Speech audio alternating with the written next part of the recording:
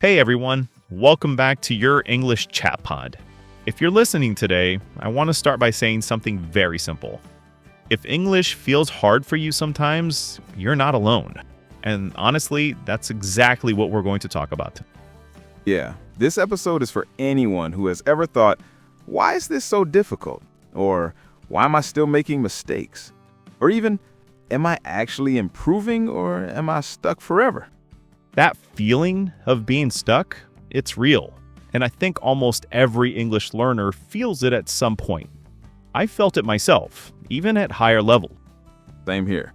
And that's important to say out loud because many learners think that advanced speakers never struggle. But that's not true at all. Not even close. So today, we're going to talk honestly about why English feels hard sometimes, why that doesn't mean you're bad at languages, and why it's actually a normal part of learning. And hopefully, by the end of this episode, you'll feel more relaxed about your English, less pressure, less fear, and maybe even a bit more motivated. Exactly. No perfect English today, just real talk. So, James, let me ask you something. When learners tell you English feels hard, what do you think they really mean? That's a great question. I think most of the time, they don't mean grammar is hard or vocabulary is hard. They mean how English makes them feel is hard. Yeah, like frustration. Yes, frustration, confusion, sometimes even embarrassment. They know what they want to say, but the words don't come out right. Or they come out, but not in the way they imagined in their head. Exactly. And that gap between what you think and what you can say, that gap is painful sometimes. I remember that feeling very clearly. You think, I understand movies, I understand podcasts, but when I open my mouth, everything disappears.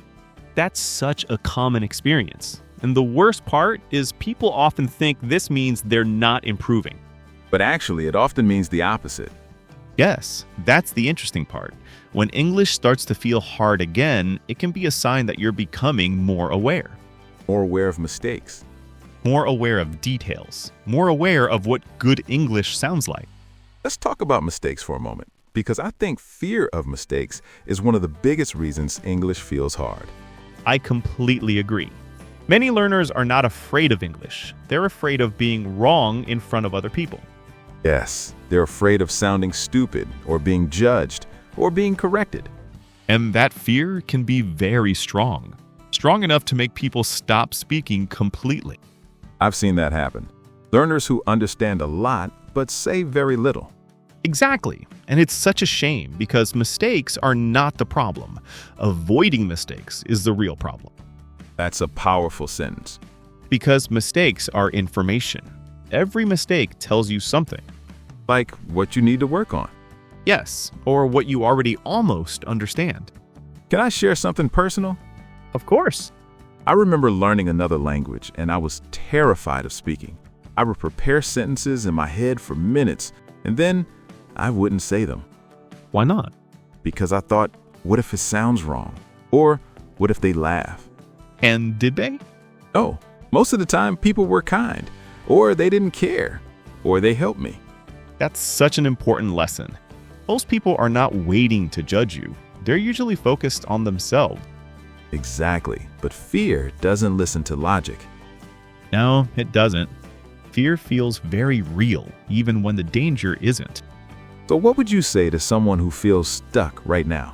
First, I would say feeling stuck does not mean you are stuck. That's comforting. Learning is not a straight line. It goes up, then flat, then up again. Sometimes it even feels like you're going backward. Yes, those plateaus. Exactly. Plateaus are normal. They don't mean failure. They mean your brain is processing. I like that idea, that your brain is working quietly in the background. It really is. Even when you don't feel progress, things are connecting. Another thing that makes English feel hard is comparison. Comparing yourself to others. Oh yes, that's a big one. You hear someone speak fluently and you think, why can't I speak like that? But you don't see their journey. You don't see how long they've studied or how many mistakes they made. Or how many times they felt exactly like you feel now. Comparison steals confidence. It makes learning heavier than it needs to be. Let's talk about confidence for a moment, because confidence and English are closely connected. Very closely. Confidence affects how much you speak, how clearly you think, and how much you enjoy learning. And confidence doesn't come from perfect grammar. No, it comes from experience, from trying, from surviving mistakes and realizing you're still okay. Love that. You're still okay. Because you are, even after mistakes, even after awkward moments. What about learners who say, I understand English, but I can't speak? That's very common at B1 level. Understanding usually develops faster than speaking. So they're not broken. Not at all. They just need more active practice. And permission to be imperfect. Yes, that permission is huge. Let's give listeners something practical. One mindset shift that can help when English feels hard. Okay, here's one. Instead of asking, why am I so bad at English? Ask, what am I learning right now? That changes the tone completely. It moves you from judgment to curiosity. Another one I like is, progress is not always visible. That's a good one. Some progress is silent. We should also say this. It's okay to feel tired of English sometimes. Absolutely. You don't have to be motivated every day. Habits matter more than motivation. Yes, small, consistent contact with English is better than intense pressure. I want to say something directly to the listener. Go ahead. If you're listening to this podcast, you're already doing something right. You're showing up. That matters more than you think. You don't need to be perfect. You just need to continue. Before we finish, let's remind listeners of something important. Feeling confused, making mistakes, feeling slow, these are not signs of failure. They're signs of learning. Exactly. Now, let's do a short comprehension check. Here are 3 questions about today's episode. Question 1. Why does English often feel hard emotionally, not just technically?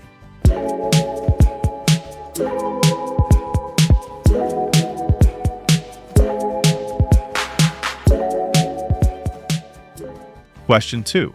What does feeling stuck often mean in language learning?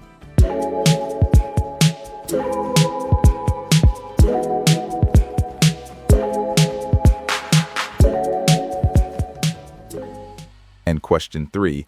What is more important than motivation according to this episode?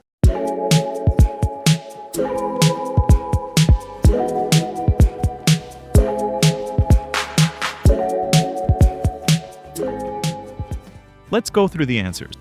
Answer 1. English feels hard because of frustration, fear of making mistakes, and emotional pressure. Answer 2. Feeling stuck often means your brain is processing and you are becoming more aware. And answer 3. Habits and consistency are more important than motivation.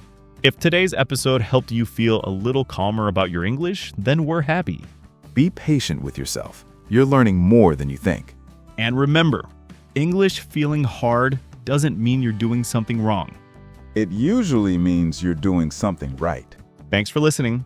We'll see you in the next episode. Take care and keep going.